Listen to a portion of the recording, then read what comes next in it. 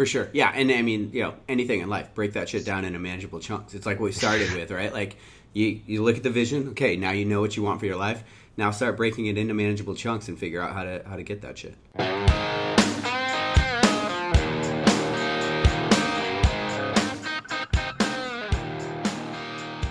Well, welcome back to the LionHeart Side Show.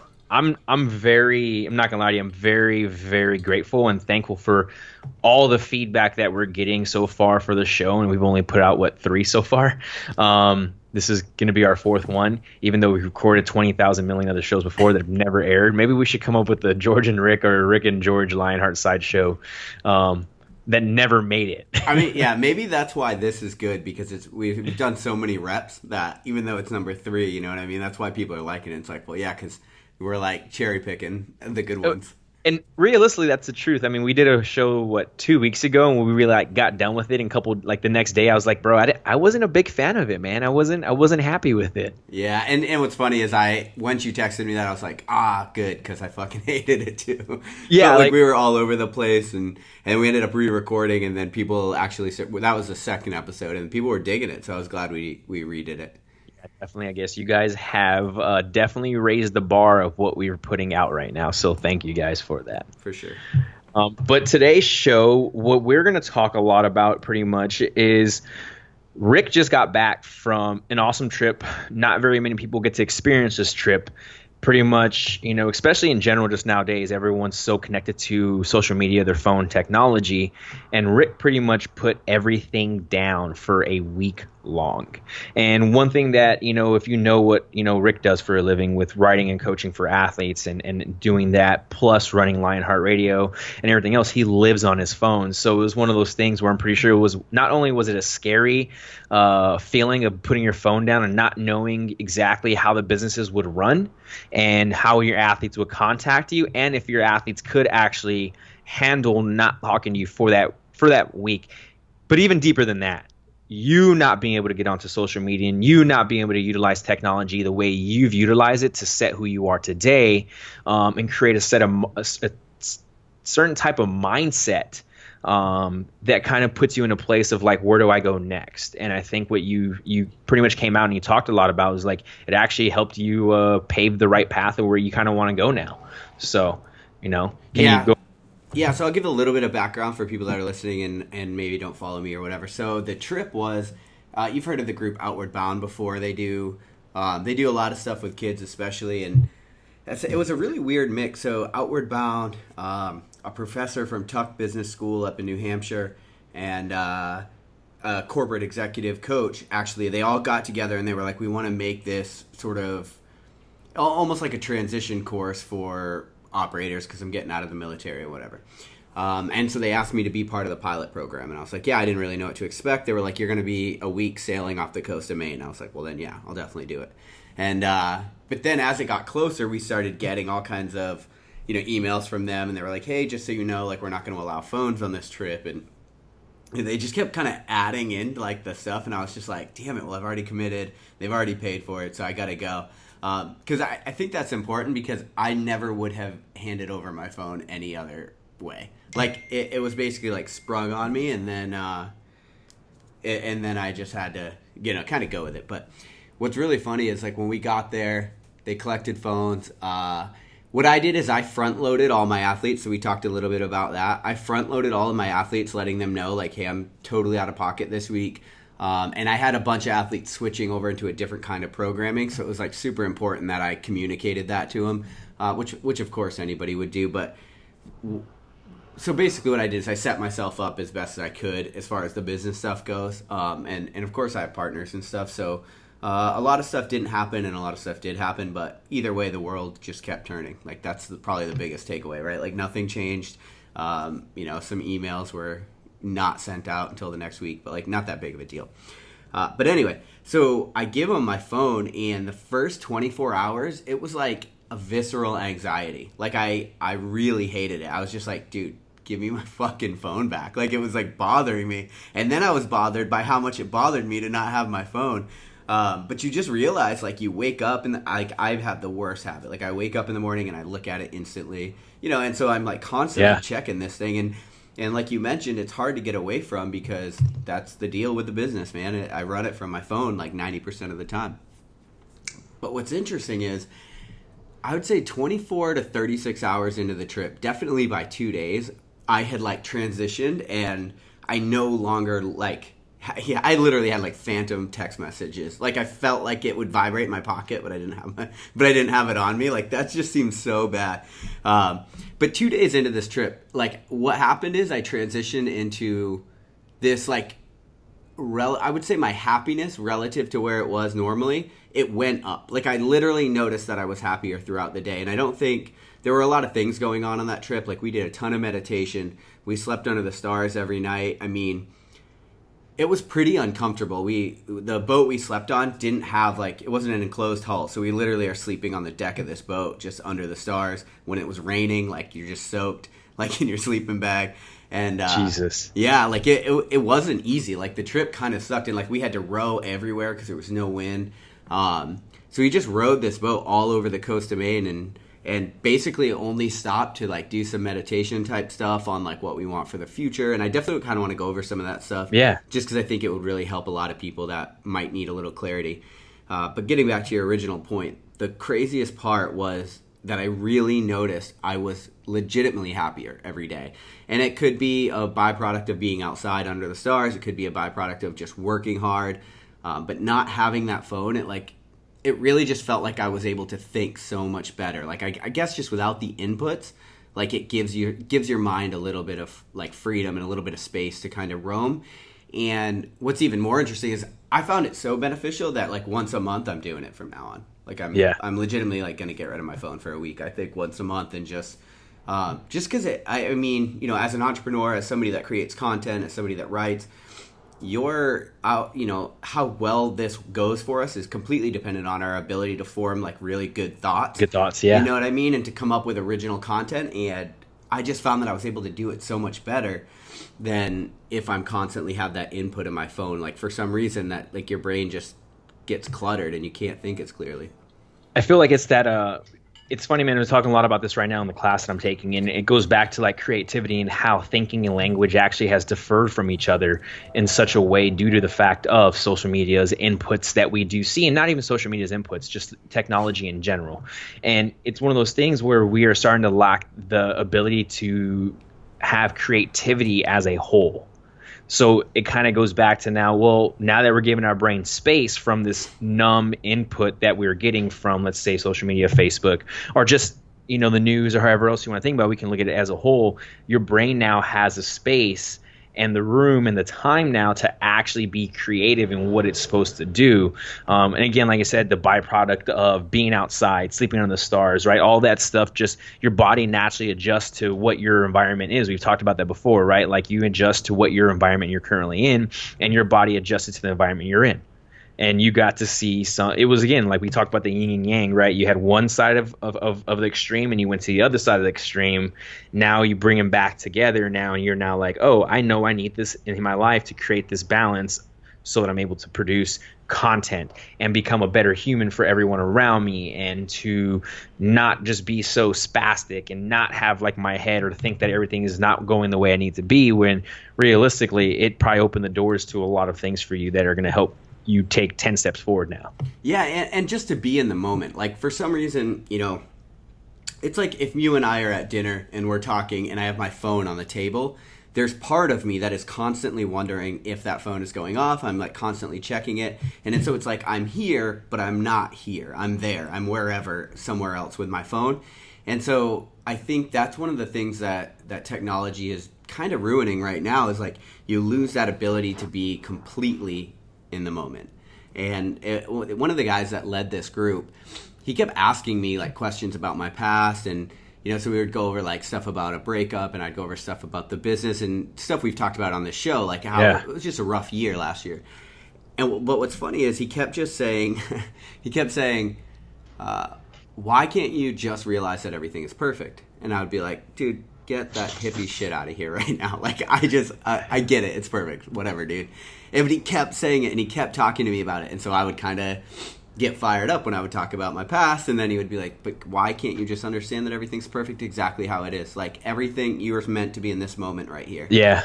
And like the universe is like, this is where you're supposed to be in the universe right now. Like the universe is giving you all this stuff to make you who you are today, and you're in this place. I get it. Yeah, right. And so, so what's interesting is by like the third or fourth day, it just seemed to like be embedded. And all of a sudden I was like, I started feeling it. And I was like, holy shit, like I am supposed to be here right now. And it's like, whether you believe that or not, like really it serves you to believe that, because it's going to make you a better human being. And that's kind of the point that I got to. I'm like, but what if I am supposed to be in this exact moment right here? And what's interesting is when you go through hard times, what I've found myself is you're always wanting to get back to where you were. Like, you just want to get back to where you were. But I think that might be the wrong attitude to take. And it was kind of one of the things I reflected on a lot this week. It's like, when you're going through hard times, the answer isn't how do I get back to my relative level of happiness. It's how do I learn from these really hard times so that I can transcend, so that whatever comes next is much better. And I think you have to be completely immersed in the moment in order to like take stock in what's going on, what went wrong, how do I avoid this in the future, like, you know, because I don't know, I guess I'm like, I guarantee this is what it sounds like. It sounds like you're emotionally a little bit more connected to who you are now compared to who you were before getting onto that boat. For sure. Definitely. Yeah. It is like pretty much what it sounds like, dude. Just due to the fact of like that emotional intelligence that you're able to now be more aware of, right? You're like, okay, cool. In this time and moment, like, where did this come from and why is it in front of me? And then we can go ahead and look back to where it came from, and when we can now appreciate exactly where we're at in that time and space compared to before looking at him and like, oh, it's just a phone, or it's just a piece of food, or it's anything. But now we're able to look at it and tie it to something that is completely different than, you know, us just being numb to it, just this being in front of us. Right. I heard Sebastian Junger, the author, he wrote the book Tribes. I heard him say one time, they were asking if the cell phone was a good idea, if the smartphone was a good idea. And the thing he said was, what's the point of life? And so, you know, if you think about this, it's like, okay, so if the point of life is to be super connected, then the smartphone was an absolutely great idea. If the point of life is to just be happy, you could make a debate either way, because I'll tell you, without it, I wasn't less happy, right? Like, so it's just interesting how we like take it for granted. We just assume this is a thing that we need in our life for sure. And again, like there's so many great things. I'm not trying to shit on technology because I can run my whole business from my phone. I think it's amazing. But it's just the fact that it's like we take things for granted. We never stop and just take stock in the moment and like really ask ourselves, like, do I need this right now? And like I said, just from a content perspective and a way to think through problems, I just found it to be so helpful that I'm going to start doing it pretty regularly. So would you recommend this to someone to go straight cold turkey like you did, or would it be something that they would have to work into? Nah, shut that shit off. Leave it at home. Like, just go for it? Yeah, I think so. I mean, because, you know, yeah, I say go for it. I mean, for me, this experience, it was more than just a phone. Like, it, you know, there was 10 of us on this really small boat. Like, there was a lot of, like, uncomfortable things going on. And I remember on Wednesday, it was pouring rain, lightning storm, and we're all in the back of the boat, and I'm just eating this, like, total garbage soup that we had to make on the boat. In the pouring rain, like, my soup bowl is just filling up from rain as I'm, like, sitting there eating it. But I'm, like, I was happy. I was just like, why am I happy? Like, why do I like this? This is fucking crazy. But there's just some part of me that's like, yeah, I don't need things necessarily to be really happy. You know, it's like, of course it all ebbs and flows. Like, I think you can only appreciate stuff like that if you have things. You know what I mean? Like, you can appreciate time without your phone because you have a phone. But it's definitely, like, it was definitely a good reminder that, like, I don't need shit to be happy. Like, you could put me in the most uncomfortable situation and, you know, your relative level of happiness will adjust. That's crazy, dude. And it's funny, man. It kind of leads me to this too, man, is because of the fact that we both are very complex in the mind. We're very complex in the mind, right? Complexity is what kind of drives us if you think about it. Yeah, cerebral, some would say. So, exactly, right? But we want simplicity in action for sure to counteract the complexity of our brain, which I think a lot of people don't really realize. They kind of look at it like, oh, I want my mind to be as simple as possible, so my life is as simple as possible, when it really doesn't work that way.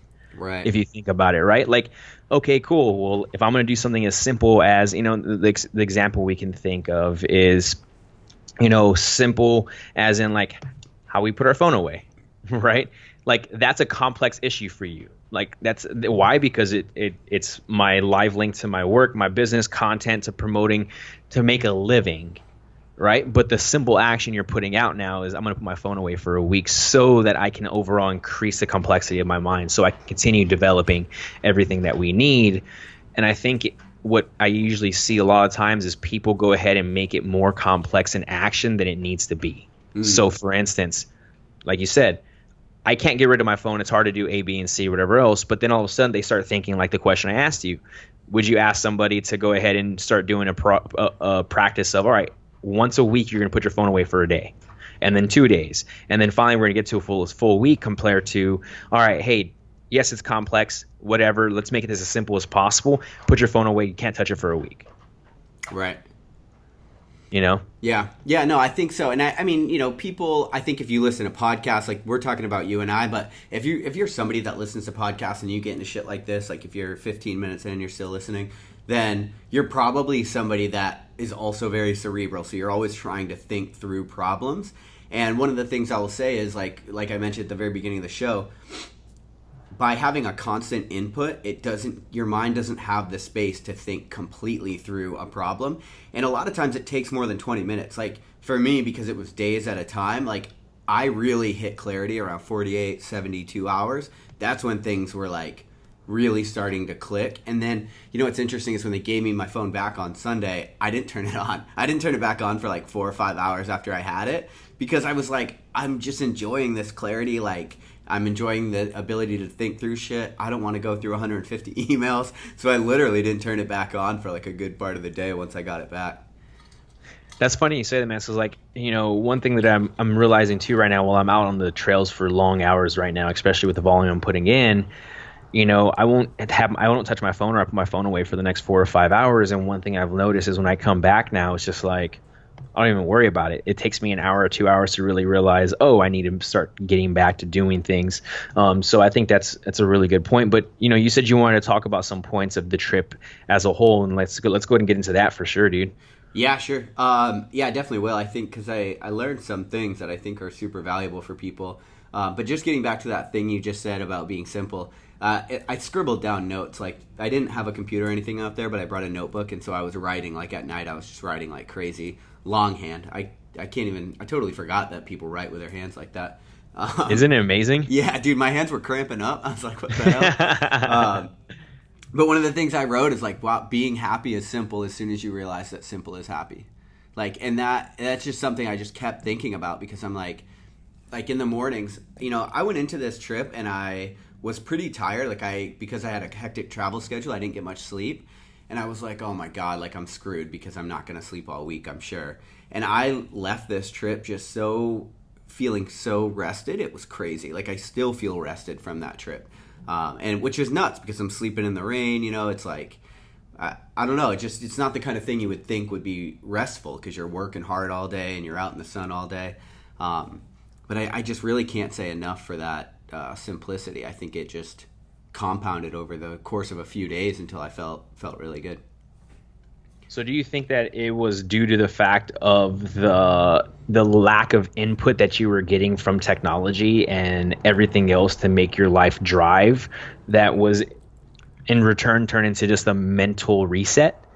Yeah, I think that was it. I think it was just a huge hardcore mental reset that I haven't had for years, essentially. Yeah, I was about to say. And I did a lot of meditating. I mean, you don't got shit else to do. So like I would meditate for forever. One of the exercises that he went over with us was my ideal self-image.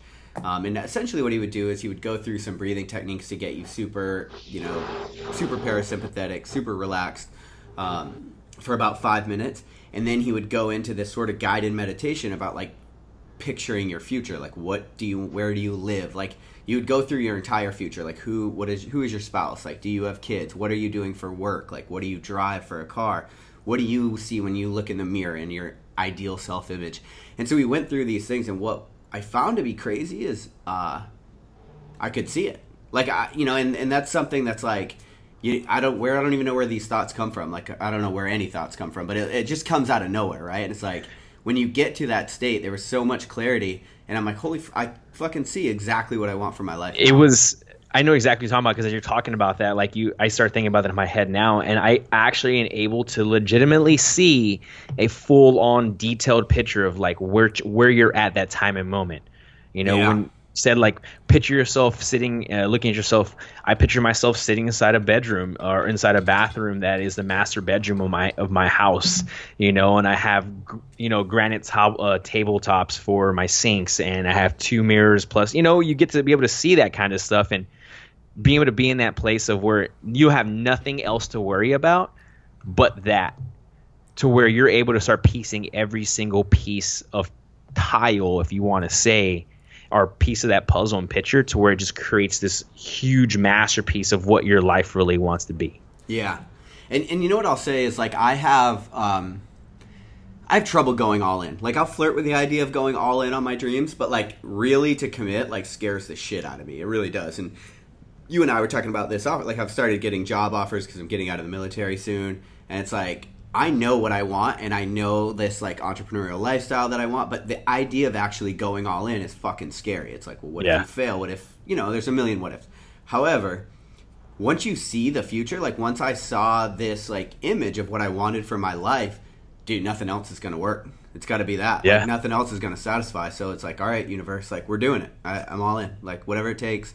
This is the thing now. I'm doing it. So, I think it's a super powerful. We don't ever stop and think about what we really want for ourselves. I think, like, so much of what we do is just sort of on autopilot. Like, we're kind of, we're always doing something for somebody else. Yeah, we're doing what we think we should do out of some weird misguided obligation. And I've talked about this on LionHeart Radio a little bit before, but it's really interesting to, like, meditate on what you actually want. And for me, I think I had to get rid of technology and stuff for that time period, because I don't know if I could have got such a clear picture if I didn't. And so for me, that was super valuable, because then what we did is you came up with your kind of ideal self-image, your ideal life. Then you gave an image to it. So, like, mine, so you just made, like, a logo basically for it, which is cool, because now whenever I see that image, that's exactly what I think of. Yeah. You know what I mean? That's so it's fucking like, cool. Yeah, it's a reminder. I'm getting it tattooed on me. Like, I fucking love it.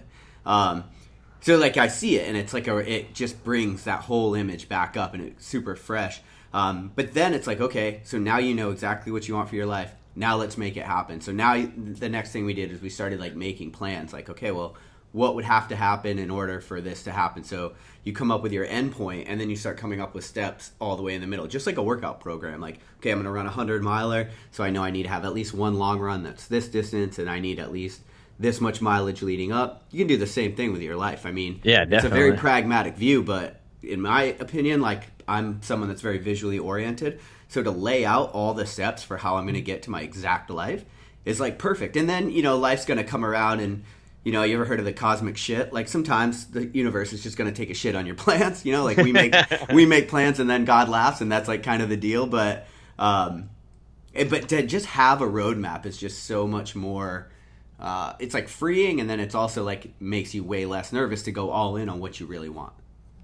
Especially because you've set up objectives that you must reach to be able to promote the self-confidence and for you to move forward. Yeah. It's something that I kind of, the way I look at that, right? It's like you have these check markers in your life to being like, all right, am I on the right track right now? And we've talked about this before in the show too already. Like, hey, having these, like, long-term goals and short-term goals, and having these objectives that you must check off as you go ahead and pass. It's the same thing with with what you're talking about here, and, like, where you want to be when you're all in and when you're not all in. Right. And I don't think a lot of people actually really live the life of living all in, and those that are, they do stand out. I mean, we can use it for example. We have quite a few people that we know that are as mentors or friends of ours that are all in, right? And look where they're at now, and they stand out to society because of the fact that they're able to be all in. Yeah, completely agree. It's funny though, is like, and the thing is though, is what kind of drives me nuts there, and kind of is the fact that a lot of people look down on that. How so? And the way, and when I say look down at it, they're always looking for something negative in that person. to bring them down to their level. For sure. Because when you see somebody, I mean, a lot of times, I mean, look, people, you go out on a limb sometimes and the fucking limb breaks. Like a lot of times, like you know, we make plans and they don't work out, and we try things, and I see it myself. Like, it's easy to get cynical, and then when you see somebody succeeding, you're mad because what you're seeing is a reflection of what you didn't do. The reality is, I think that's a lot of haters out there. Like, literally, they're seeing what they couldn't do, and I think a lot of that's because they gave up too early. Like, essentially, like, I think if over time, like, I mean, shit, like, you'll get it right eventually. It's just not going to be. It's not always going to be the way that you wanted it to be. You know what I mean? Yeah, no, definitely. That makes complete sense. I just wanted to bring all that together because of the fact that I felt like all those things tied in as a whole, in which I feel the reason why people don't go all in is because they care too much of what others think about them instead of caring what they should think about themselves. Yeah. Although one thing I will say is, like, when you do go all in on your dreams, when you're super passionate about what you're doing, like, that shit attracts people. Like, yeah. Because it's, like, inspiring to see somebody, like, fucking crushing it. You're like, damn. And, you know, at least for me, like, if you're not a cynical dick, like, you know, when I see people, like a new friend start a business or whatever, a lot of times people will talk shit because all of a sudden on social media they're going to start posting about their nutrition company or whatever it is they're trying to start. And I'm always like, listen, man, I know what it's like to start companies, and it is super hard. So I am super, like, just pumped for that person. If they're reaching any modicum of success, I'm, like, stoked for them. And I think that's just kind of where you have to be. But yeah, I think you just inspire people. Like, when you go all in on what you want, that shit's inspiring to me. Yeah, definitely. I think you nailed on the head there for sure. People who do not support that person going all in are actually envious and jealous of the fact that they're not able to do that or have the capacity to go all in due to the fact that either they gave up too early or two, they pretty much don't want to put the work in. Yeah. Well, and sometimes our dreams seem ridiculous, and that's another part of it, right? Like, because I know we weren't going to, like, talk too much about dreams because we did on episode 2, but you know, for me, it's like, I got a job with the State Department. If I tell people I'm getting out of the military, I'm like, oh, I got a job for the State Department. People are like, they're instantly like, that makes sense. Like, that would be, got it. You know, it's like, it's not weird. There's no judgment there. Like, that's security. That's security. Like, yeah, nice. You got a really secure job. You're going to be able to transfer your retirement, yada, yada. But when I'm like, dude, I'm going to get out of the military and I'm going to just, like, go on a bunch of adventures and I'm going to write books. And people are like, what the fuck? Like, it doesn't make any sense. Like, you're just like, you know what I mean? So it's like, putting that out in the world is also, like, really hard because, I mean, you're going to see the people that, people can't hide it, you know? They can't hide the expression on their face when you're like, yeah, I'm going to be a writer and, you know, some kind of an adventure athlete. They look at you like, what the fuck? Like, how are you going to live off that? And realistically, it comes down to how simple we actually enjoy life and how simple we want life to be. Yeah, but you know, listen, like, I've been super stressed out about what I'm going to do next when I get out of the military, because I feel like I have a lot of options, and people are like, well, that's a good problem to have, and I'm like, yeah, but it's still a problem. Like, I feel very overwhelmed. And the thing I kept asking, what I've realized is when I get super stressed about other situations, and people might be this way too, it's because they feel like they're having to compromise on, otherwise they would just make the decision. If it was a no-brainer, you would just make it, but there's all these built-in compromises that we don't want to really make. And so that's what's stressing us out. Like, because I'm like, oh, I don't want to live on the East Coast, or I don't want, whatever it is, you know, these built-in compromises. And so you kind of got to get to the point where what I kept asking myself is I was like, okay, well, if I could make the amount of money that I wanted to make from writing, would I even stress out about this decision? No. Okay. Yeah. Well, then write a better book, man. You know, like, that's what I had to get to myself. It's like, then do it. Do the thing. Yeah. You know what I mean? And you're spending all your time on chasing your passion. And if you're not able to, you know, how do you say it? If you're not able to go ahead and put all your all in for your passion, and you start developing writing a book, right? And you say you see yourself living a certain way because of the fact that that's what you want to do for your life and everything else like that. Well, guess what? You're the one that's in control of it, right? No one else is in control of how well you write that book or how bad you write that book. You say you want to live a certain lifestyle and you're chasing your passion. Well, you better put every single, like, piece of your soul into that book that you're writing so that you are able to live the life that you do see yourself doing it. Because then at the end of the day, you're just wasting a valuable time and valuable goals that you really should be chasing and doing. Instead, you might as well now just go work a security job that's going to give you that, but it's not going to give you the happiness that you really want. Yeah, I absolutely agree. You know, one of the things, you ever heard of the book Die Empty? No. So this guy's whole premise is like, you know, he had a mentor and he said, what's the most valuable land in the world? And so everybody started thinking like, you know, maybe in Morocco or maybe, you know, maybe Bill Gates' house because of the whatever. And he was like, no, the graveyard. And they were like, why? And he's like, because that's where every single idea that was never manifested, every business that was never actually founded, every book that was never written, that's where they all are. And then so the idea of this book is like, you know, die empty, like give everything that you have to this life. And that's fucking awesome. Love it, right? Like I feel that on such a spiritual level. It's like, dude, whatever you have, just give it completely over to, you know, it's like that saying, it's like find what you love and let it kill you. Like that's kind of, I've never understood that until like sort of these last few weeks. There. Yeah, it's like, I get it, man. Like just pour everything you have into your passion. And, you know, there has to be some trust there, too. Like, you know, you got to trust that shit's going to work out, even if it seems like it might not, or, you know, there's not always a clear path forward. Like, if you believe in the vision, if you chase the experience and not the money, like, you just got to kind of trust that things are going to work out. Yeah, dude, I think it comes down to, like, no what ifs. Like, have no what ifs at all. Yeah. Yeah, and you know, like, I was listening to a guy who volunteered on hospice, and which is a very interesting thing, because you know, he gets to talk to people that are essentially about to die. And he was like, dude, nobody ever regrets the things they took a chance on. Never. Not one time, not ever, do they ever regret taking a chance. They only regret the chances that they didn't take. Yeah.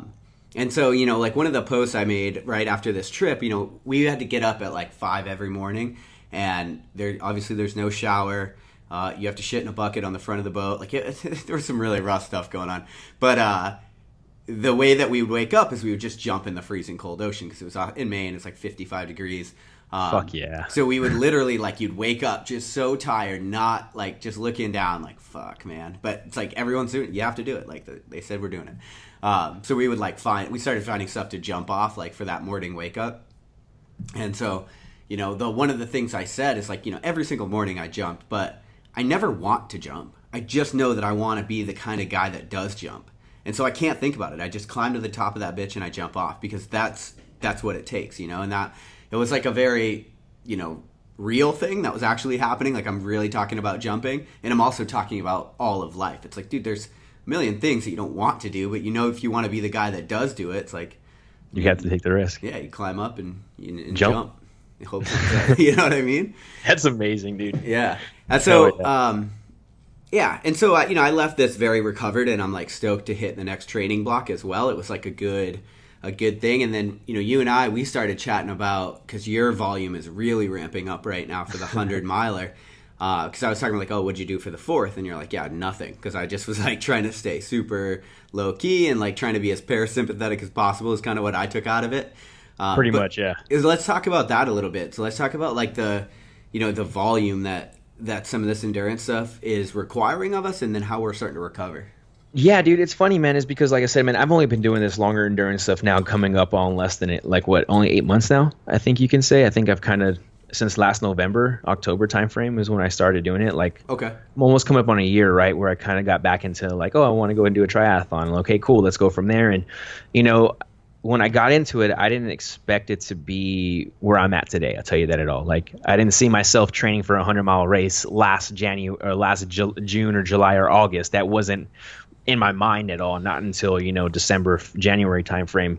And, you know, I was like, oh, well, how am I going to be able to train for this race? And that's one of those things where it was like, you know, I'm not a big person of believing, like, you know me, I've kind of avoided so much volume due to the fact because I saw what happened to me in CrossFit and what I saw happen to me in weightlifting as a whole, and I really was kind of nervous and scared of kind of going into that realm of volume for running.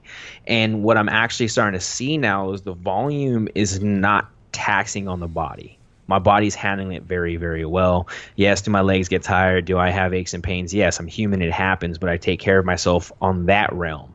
what I'm noticing now is a different type of fatigue, and it's become more of a mental fatigue. Right? So everything that I've started to do around my training, and I've talked about this before, and we're going to get a little bit more into it now, is how am I able to keep that mental fatigue on the lower end so I'm able to produce the same output or effort or be able to go in there with the right mindset as I get to do it? Because running for 4 to 5 hours at a time, 4 days a week, sometimes, this week it's 4 days this week. I've put in 18 miles, another 18 this week. And how are you able to, what I end up realizing is like how well I have to keep that stress level and that mental fatigue at a very low end, because of the fact that it does take a lot out of you when you are out there running, is what I'm starting to come to realize. And it's now one of those things where, there's days where I get out there and I'm supposed to do something, and it's just a grind, right? And like that's one thing that I talked about too, was avoiding the grind in miles and avoiding the grind on your body, when realistically it's no longer the grind on the body, it's becoming more of the grind in the mindset and the mental aspect. But I believe that you must put yourself through this mental grind for certain time periods. Like I am right now. I'm about to be 5 weeks out from this, 5 to 6 weeks out from this 100-miler, where it's very, very beneficial for me right now to have the confidence to be able to go into this 100-miler and know that, hey, I am setting myself for success in the long run. So that's where now everything around my life has come to being able to recover mentally. And I think this can translate a lot to just life in general and to everyone who doesn't run ultra marathons, because of the fact that we do see a lot of people who say they can't work out because of the fact that they're just mentally exhausted, right? We hear that all the time. We hear that saying, I'm just mentally exhausted, I can't do anything. And it makes sense now. It's kind of sometimes what I feel like when I'm getting ready to go into a session. Like my mind, I just mentally am not there to be able to put that effort physically out. So if we can start understanding, well, how do we lower this fatigue in the brain or in the mind as a whole, so it keeps up with our body? Because it's very intriguing to me to see all of these ultra runners who are doing these ultra endurance races who are able to sustain and do it for 15 to 20 years, right? Some people were doing it for a long time. And it's like, man, what are you really doing there? And it kind of started as I started doing research and starting to realize what I need in my life for me doing this is I need to not just take training off, but I need to cut and disconnect and unplug from that completely as a whole. That means completely like, don't think about running, don't think about the trails, don't think about anything like that at all, but put your mind elsewhere to where it gives it a reset and a refresher, right? So we're able to produce that recovery we need. And that's literally what I've been doing the past 2-3 weeks, is really, really trying to keep the mental state and the mental fatigue at its low.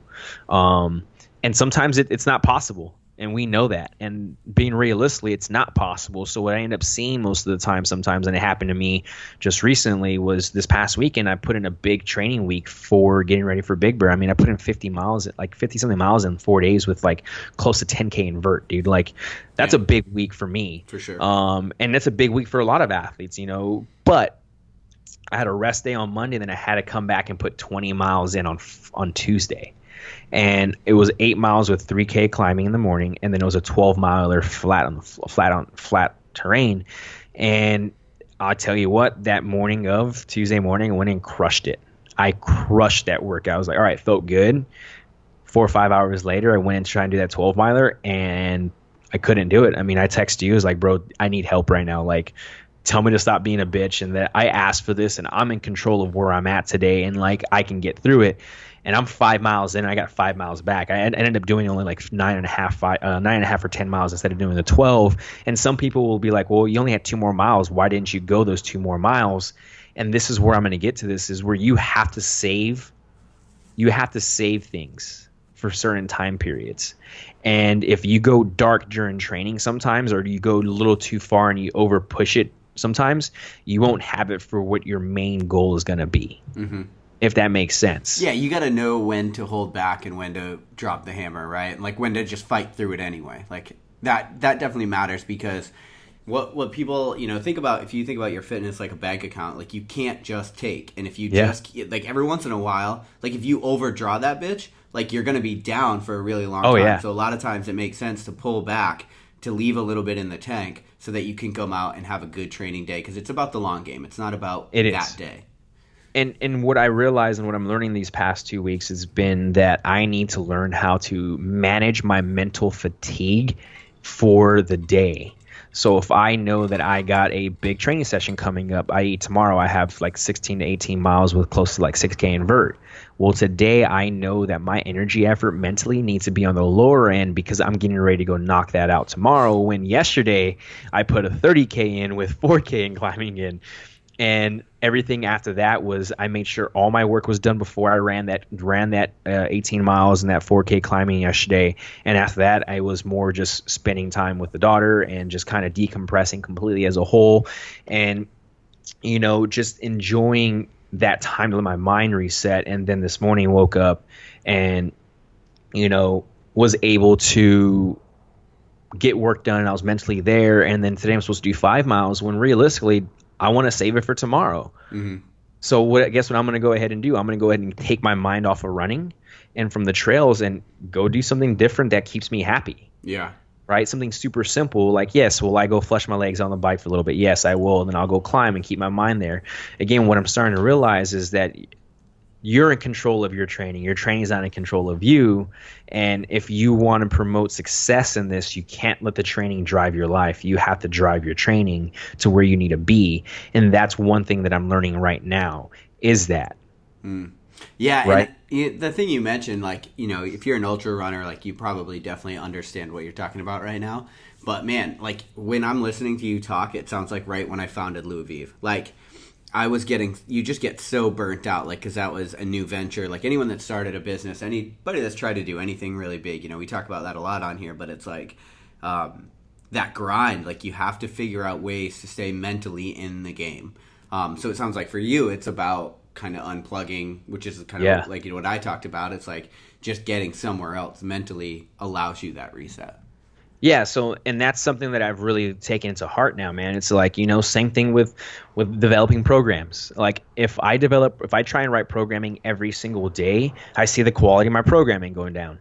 But if I can program for 3 days and then take 2 days off from programming and then come back, I'm that much more fresh for what I need to do to develop that creativity, because I haven't exploded or haven't put so much effort into it as a whole. So it's kind of where I'm taking it now in like everything I do in life. Mm-hmm. Right? Like it's actually developed a sense of a better quality of life due to the fact that now, I've talked about before, again, compartmentalizing like where I am and everything else, but now I've broken it down to even more than that.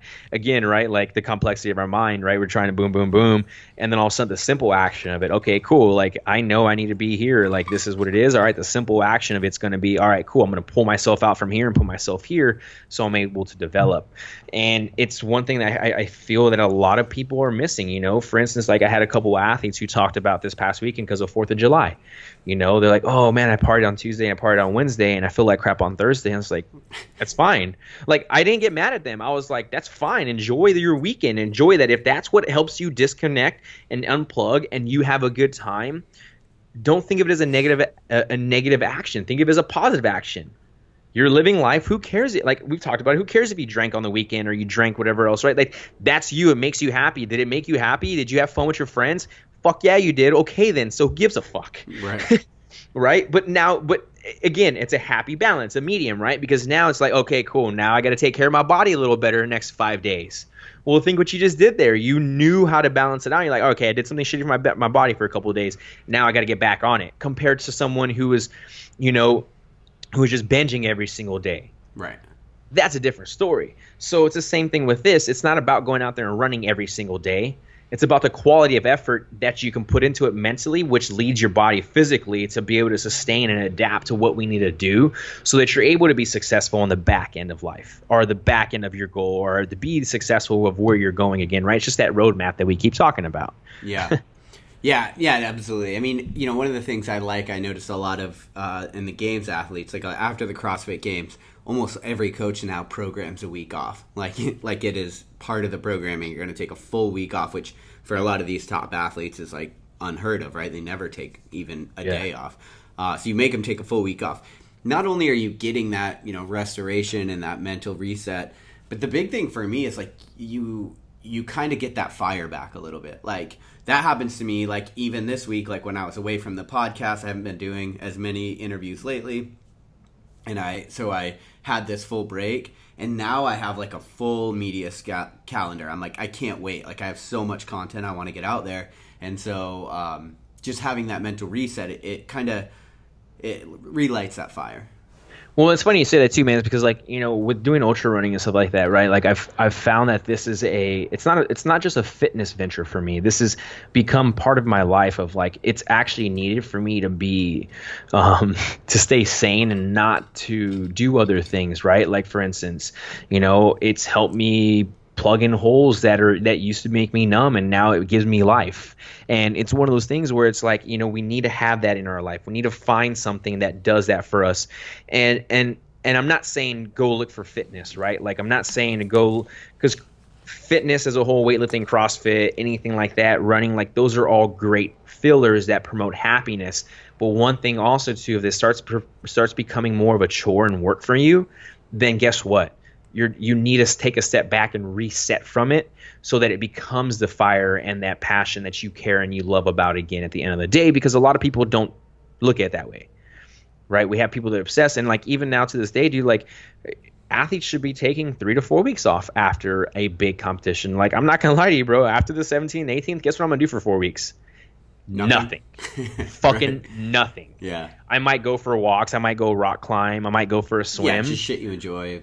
For fun. Exactly. And I'm not saying that I don't enjoy running, right? And I'm pretty sure, and this is where it comes down to, where it's like after every race I've done lately, it's been like my past 250Ks, I took 3 or 4 days off. After my 50 miles, I take a full week off. Sometimes I might take a week and a half off, depending on how I felt. But with this, I know how much effort and mental fatigue I've put into it on the front end, that to get me to where I'm at so I can be successful to get this race completed and finished, that I'm going to go ahead and need some extra time on the back end to just kind of reset. Because honestly, dude, we talked about, right, chasing some more goals and doing some more things and just being there and being all in, we have to sacrifice a lot. Yeah. Right? And I'm doing that right now. I'm sacrificing a lot right now, but it's also promoted a better quality of life for me. And I know that sounds very contradicting, and how is that possible? But it is. Yeah.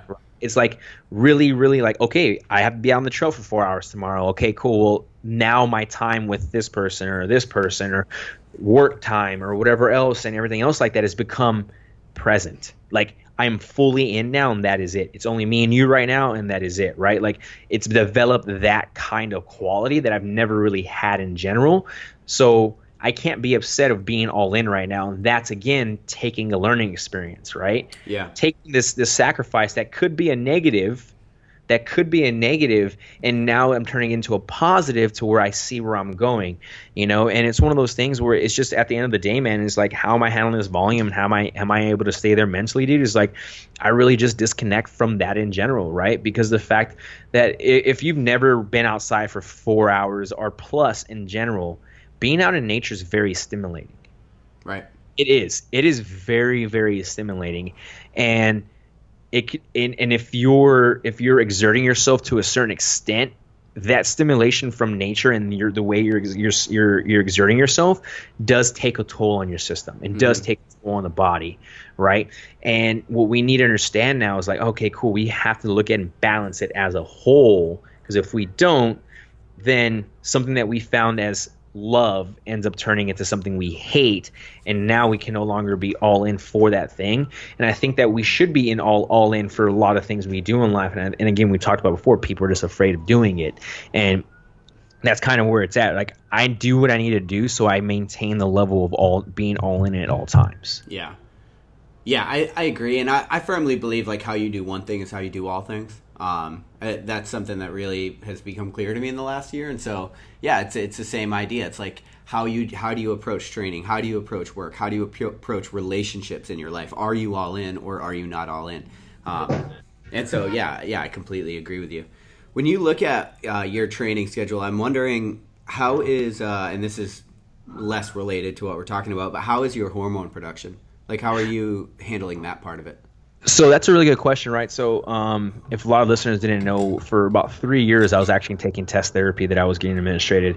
And I got off of it last August timeframe. Or not August, I'm sorry, last June, May timeframe, I came off of it completely. And that's kind of what led me into doing a lot of the more of the natural, holistic, and holographic type approaches, like, breath work, cold heat exposure work, eating healthier, sleeping better. And I'll tell you what, if I didn't learn any of that stuff last year coming into this, my hormone production probably would be complete shit.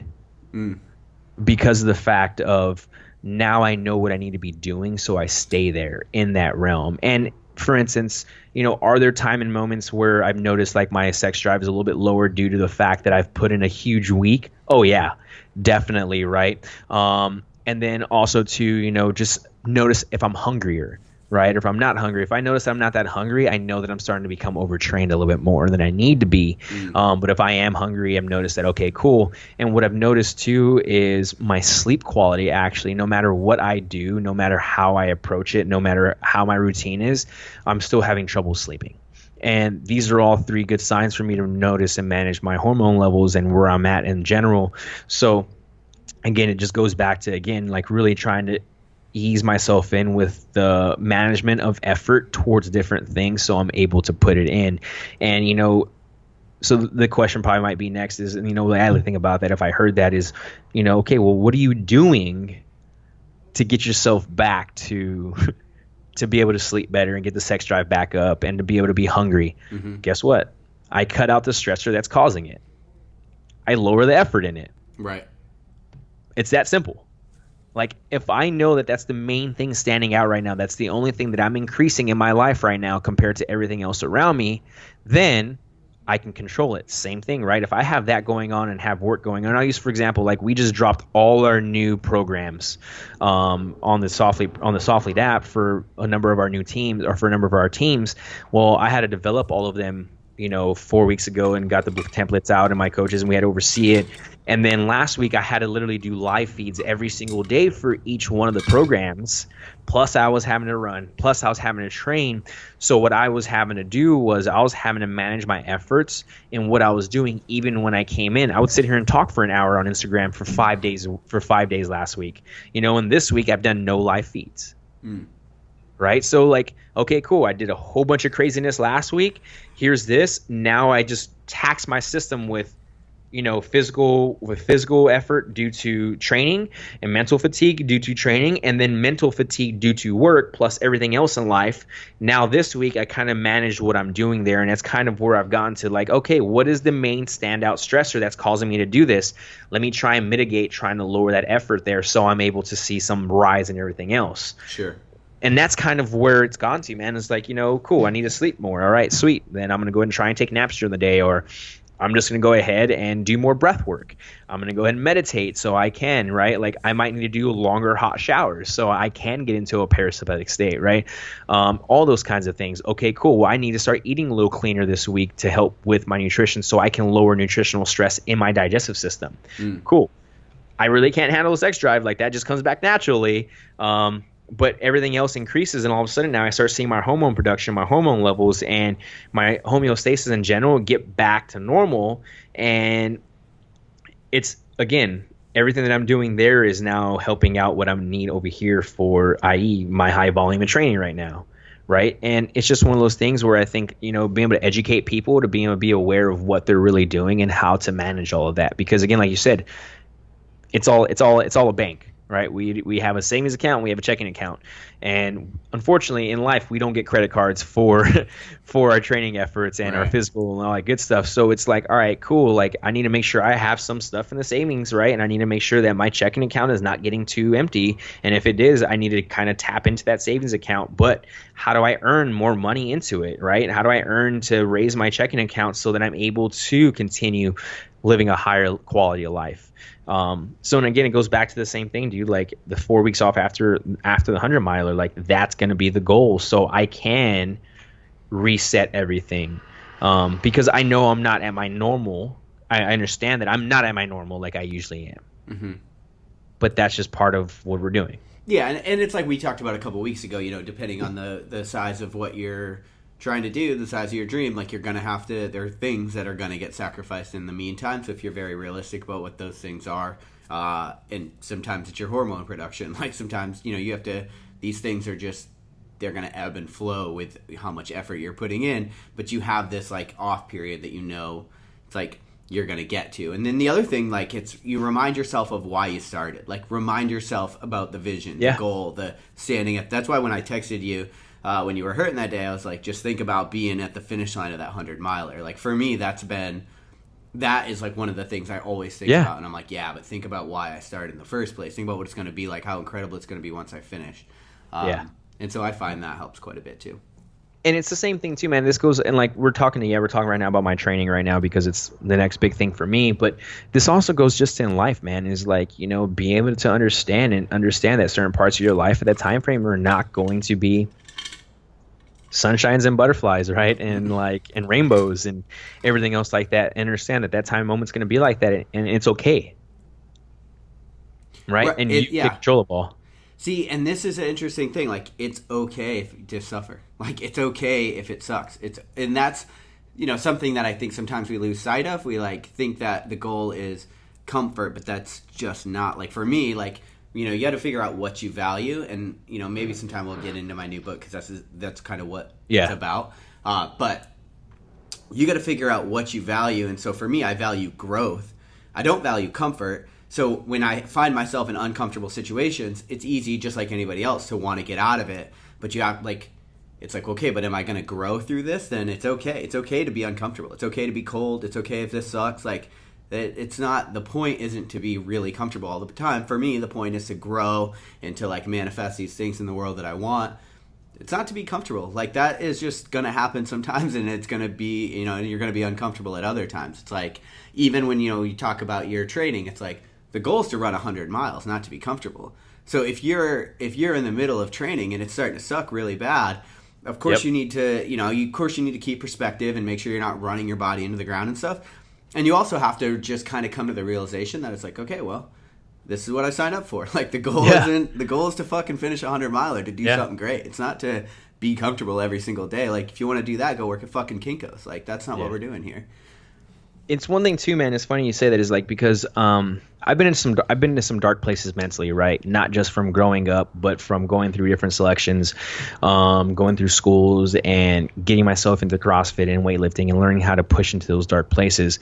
And I've never been into these dark places that I've been in ever, that I'm experiencing right now. You're saying from this training and the running, you're going to darker places than you have before? I'm now into a deeper level of darkness that I've never experienced before, and it's fucking so crazy, dude. Yeah. It's for instance, dude, yesterday, dude, I had to do, I said, I did the run yesterday, and my third loop, I start climbing. The third loop is it's a mile flat, little uphill, and then it's straight to the top. And once I got to that mountain, dude, and I started climbing, and this time I used trekking poles. This time, the other two ones I didn't. This time I finally did, and all of a sudden, dude, my quads were just lighting up, right? And I was like, I've never experienced before, from doing from doing 150 wall balls, from anything like that, from squatting multiple reps for, never. And this all of a sudden got me into a pain of just I literally had to dig deep of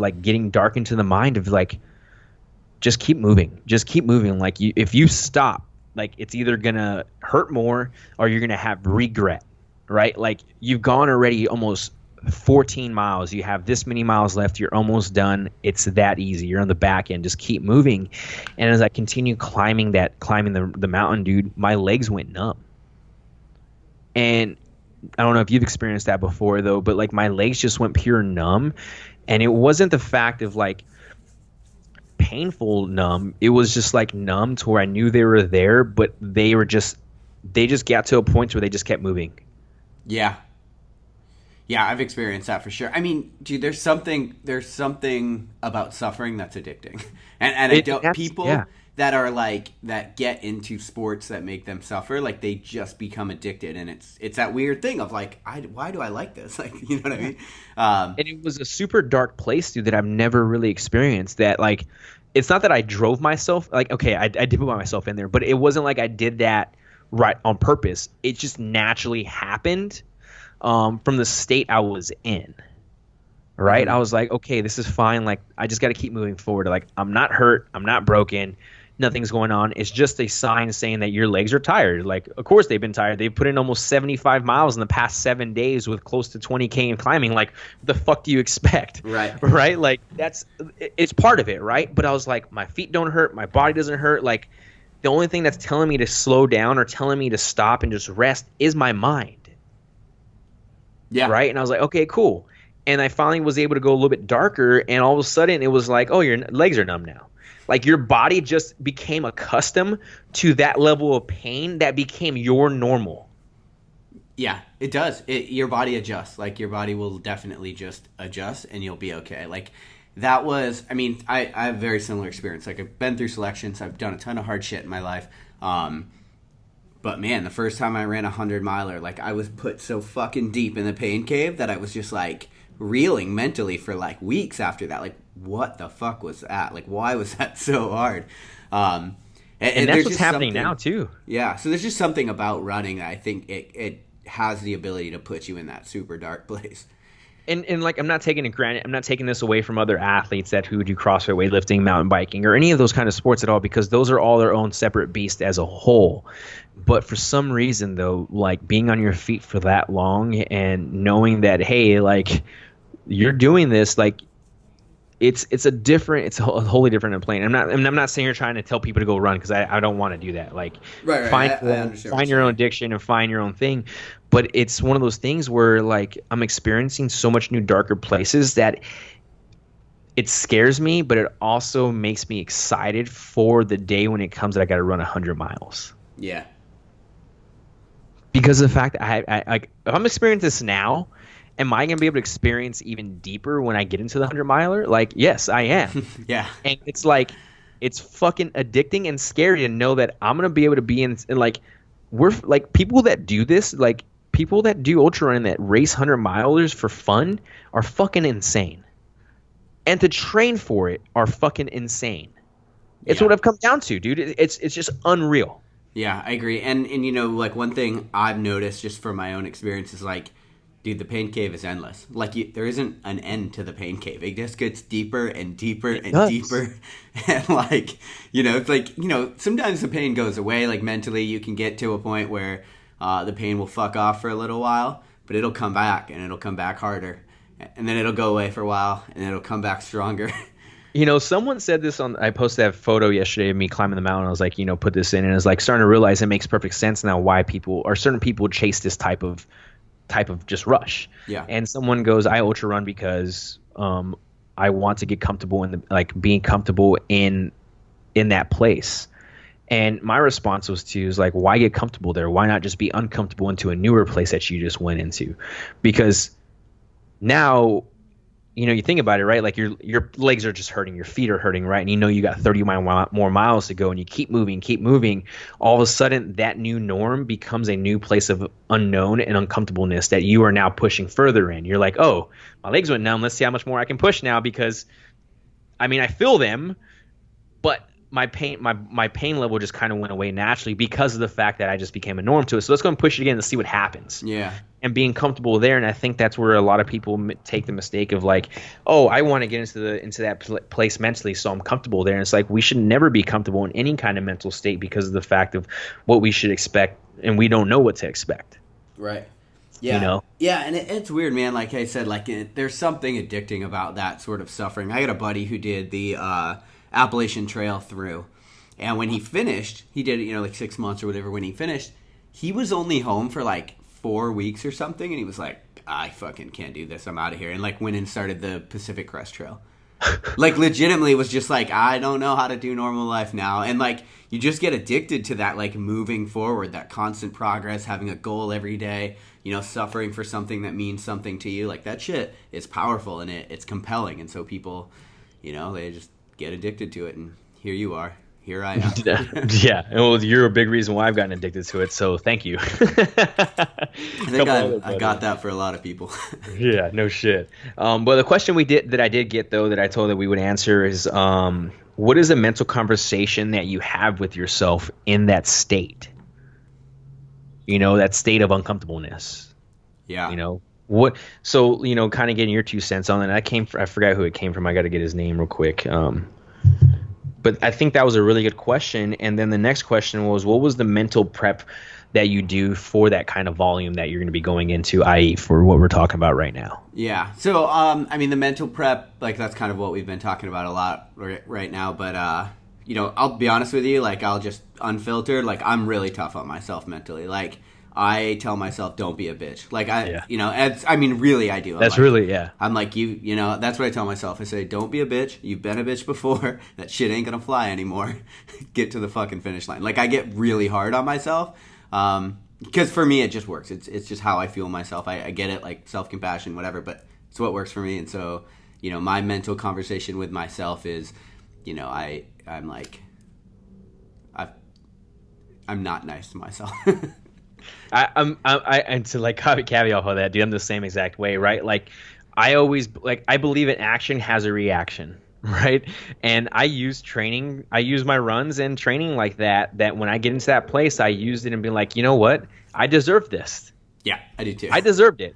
I fucking deserved it because you know what? Like, maybe I did something super shitty when I was younger or just recently, or like back in the day. And like now I'm just putting my mind through all the suffering that I put myself in when I was comfortable doing that kind of shit. Right.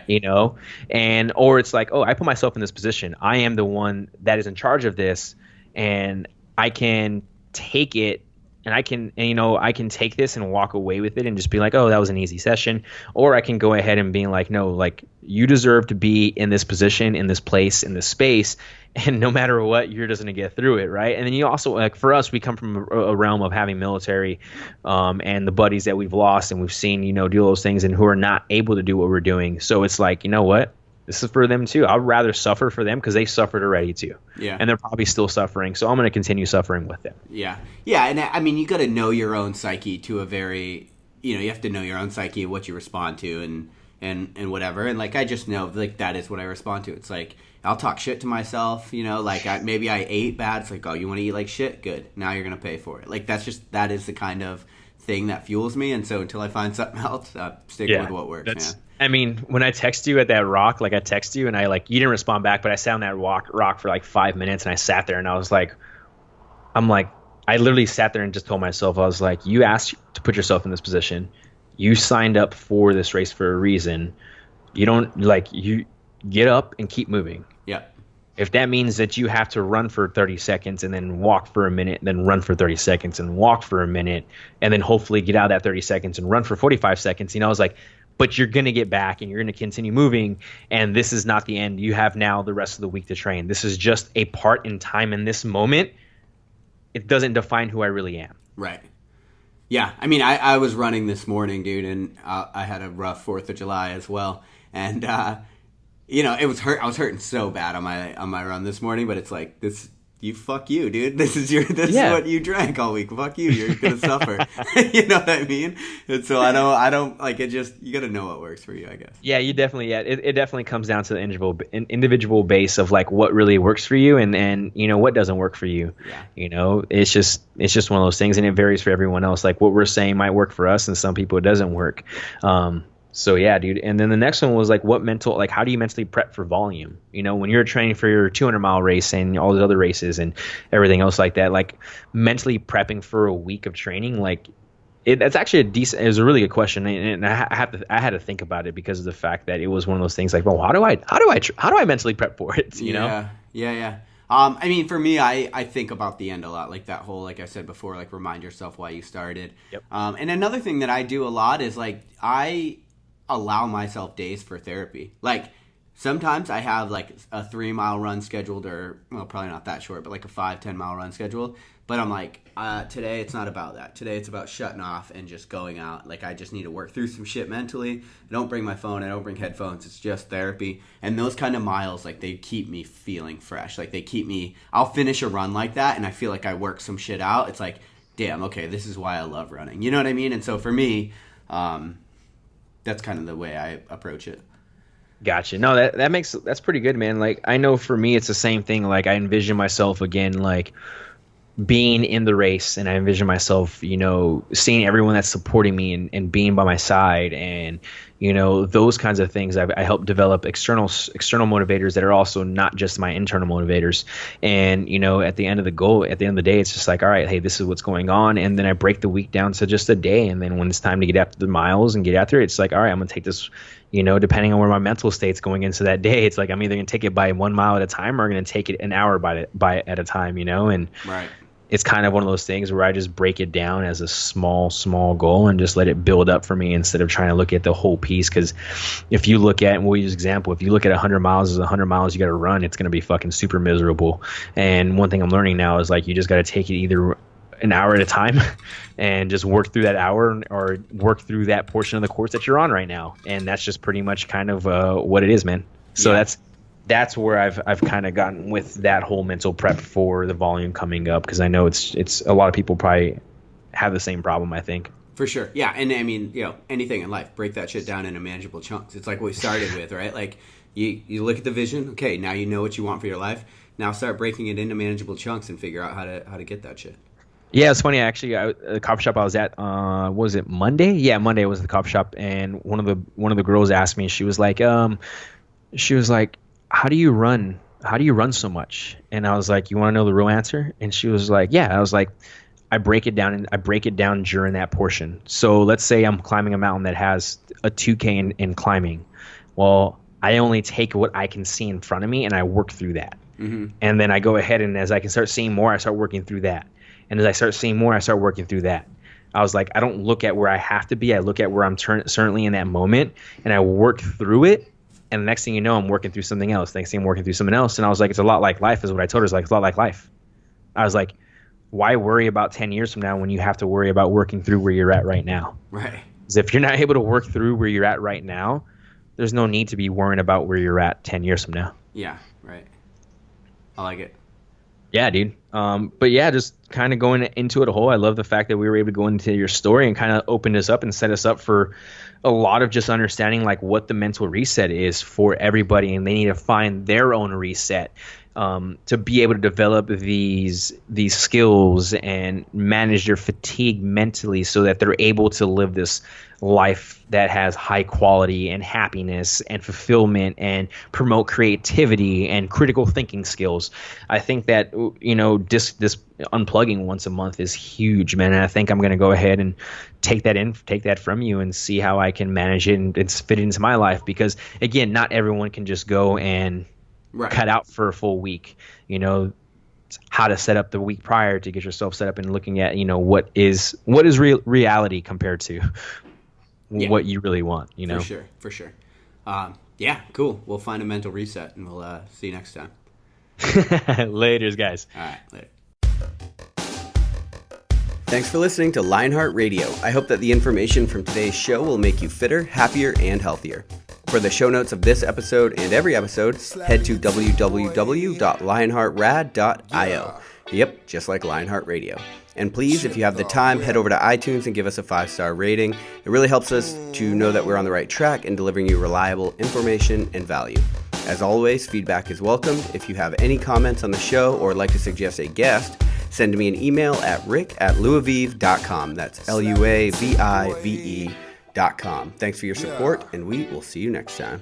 Bitch, I feel good. Don't I look stupendous? My shine is so endless, and shit you can do to end this. Even when I'm dead, niggas still gon' bump that chip shit. Coke, white, Escalade on cinches for you dipshit. So you won't forget this. Midwest nigga be the coldest. Cleveland.